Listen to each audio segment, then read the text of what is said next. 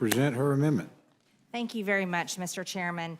I come before you tonight to introduce an amendment to H.R. 467, the HALT Fentanyl Act. My amendment will reads, notwithstanding any other provision of law, any person who knowingly or intentionally imports fentanyl or any fentanyl-related substance across the southern border shall be punished by death. And I want to talk to you about why this is such an important amendment. Fentanyl, of course, we all know, is the #1 killer of Americans between the ages of 18 and 45. And it's hard to comprehend that our young people are dying today from a drug that is coming from China into Mexico and being trafficked across our southern border by the cartels. Fentanyl kills approximately 300 Americans today.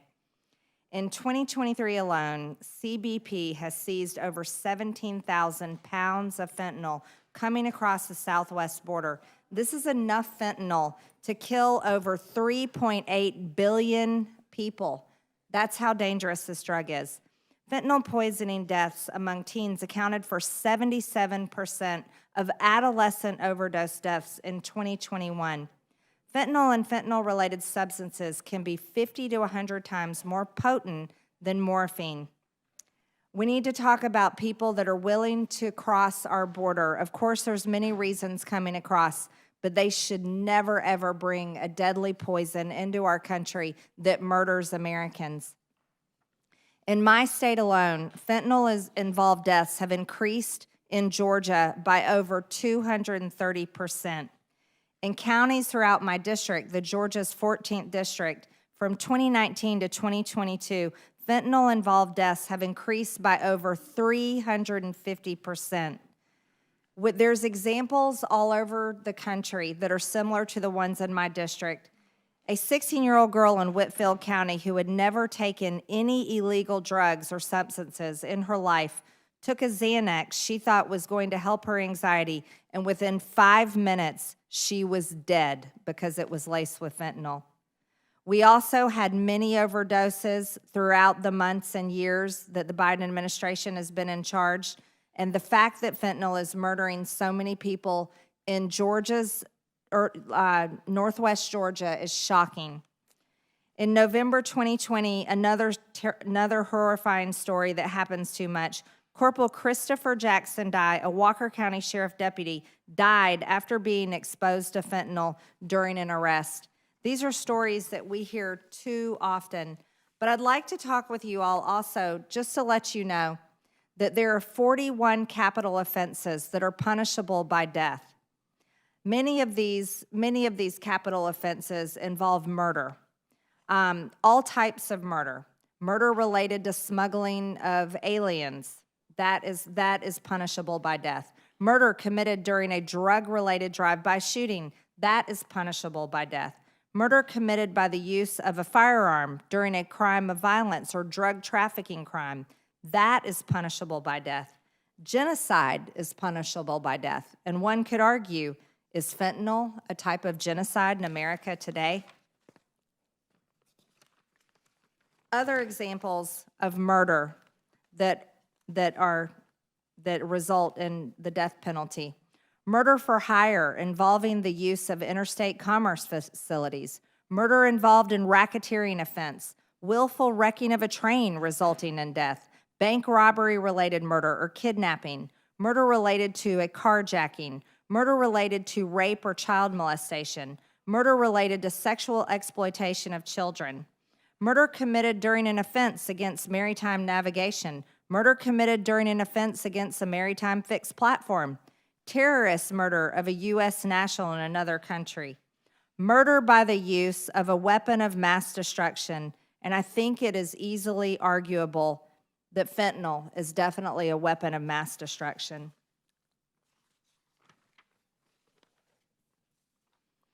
There's even death resulting from aircraft hijacking, of course, is punishable by death. So I think it is very, this fits the HALT Fentanyl Act, my amendment, to punish anyone who knowingly and intentionally imports fentanyl into our country that is responsible for murdering over 300 Americans every single day shall be punished by death. Thank you. I yield back. Thank the gentlelady for her testimony. Chair has no questions. Dr. Burgess? Thank you for bringing this to our attention. We have no questions. The gentlelady from Pennsylvania. Thank you. I don't have any questions, but I would like to suggest that this amendment, which applies an automatic death sentence to anyone who imports any amount of fentanyl-type drugs, so long as it comes across the southern border, is not a serious or rational response to a very serious problem. I mean, we've had, at the port in Philadelphia a couple years ago, we had 110 pounds of fentanyl seized, and it came through the port of Philadelphia. So the fact that there would be this bizarre distinction between the southern border and the other ports where 90% of the fentanyl is coming in doesn't make any sense. On the off chance this is supposed to be a serious amendment and not just clickbait for social media or campaign donations, I would offer the following points for Nothing consideration. is for clickbait It's or my time. campaign donation. First of all, the amendment's unconstitutional. The Supreme Court has been clear that the death penalty is a violation of the Eighth Amendment in circumstances where death was not the immediate result of the violation in question. This law contains no such limitations as to seriousness, and what the court said there, and I think it's instructive, is that when the law punishes by death, it risks its own sudden descent into brutality, transgressing the constitutional commitment to decency and restraint. Second, it would have the absurd result that you've got a mandatory death penalty for someone who brings a pill with fentanyl across the southern border, but not for someone who imports hundreds of pounds of fentanyl anywhere else in the country. Third, it imposes a mandatory minimum sentence of death. We've had a lot of conversations, and granted, it was before you came to testify today. We've had a lot of conversations here today about the validity or the use of mandatory minimum sentences, but this would be the first and only mandatory minimum sentence in U.S. history. And none of the other offenses that you cited have a minimum sentence of death regardless of the circumstances. It's always a maximum. So I obviously can't support this amendment, and I yield back. The gentleman from Pennsylvania is recognized. Thanks, Mr. Chairman. Would you like to respond to any of that? Yes, absolutely, I would. First of all, this is not for campaign donations or clickbait like what you said would be for campaign donations and clickbait, and I find that offensive.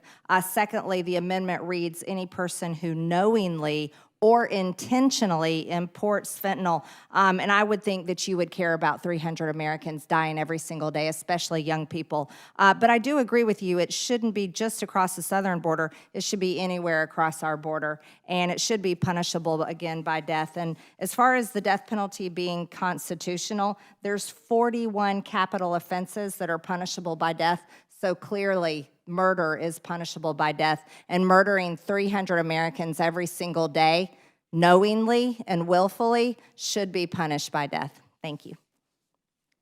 I yield back. The gentlelady from New Mexico is recognized.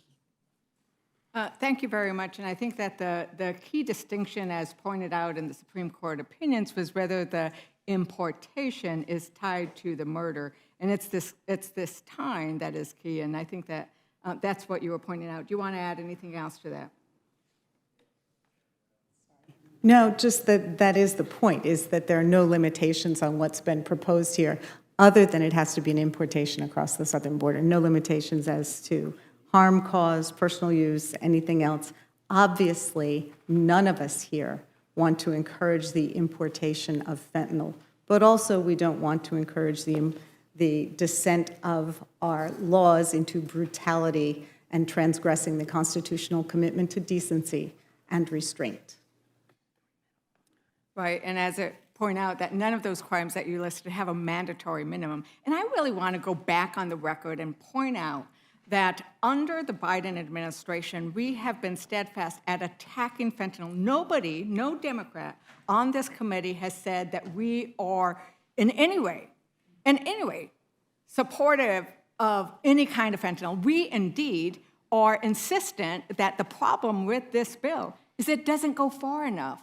It doesn't go far enough. Our communities want us to do more with regards to enforcement. They want us to do more with regards to treatment, and that's what we need to do, is we need to do more. This bill doesn't do enough. So with that, I yield back. Thank you very much, Mr. Chairman. Gentlelady from Minnesota is recognized. Thank you, Mr. Chair. And would you like to respond to the last comments? Yes, thank you very much. I think if Democrats really cared about stopping fentanyl and cared at all about Americans being murdered, 300 every single day, due to Biden administration failed border policies and the national security crisis that the Biden administration has created, you all would have voted for H.R. 1, our very strong bill, and our border security package, increasing American energy, but also protecting America's border, helps America's national security. And our border security package brings back Trump's administration border policies. And Joe Biden, through executive orders, wrecked all of those. And that's why we have over 300 Americans dying every single day. You talk about what is humane and decent in treating people. That would be protecting our southern border and stopping people from knowingly and intentionally importing fentanyl that, again, is a poison that comes from China.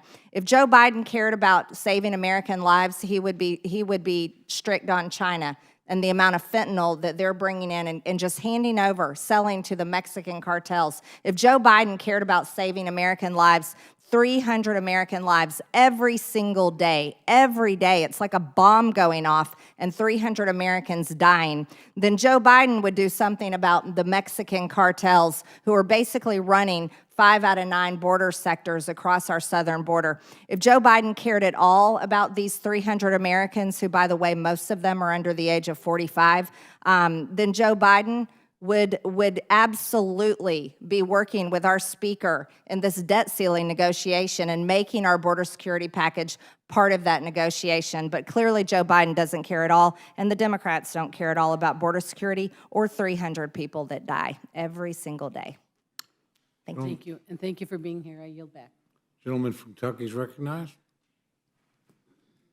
Thank you, Mr. Chairman. You know, we all represent roughly 750,000 people, and I think we should take everybody seriously who comes before us and not question their intents or their motives or their seriousness, and that's all I had to say, and I'll yield back. Gentleman from South Carolina is recognized.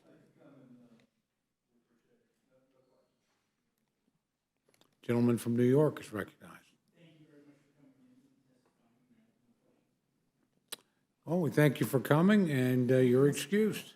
Thank you. Okay, thank you. Is there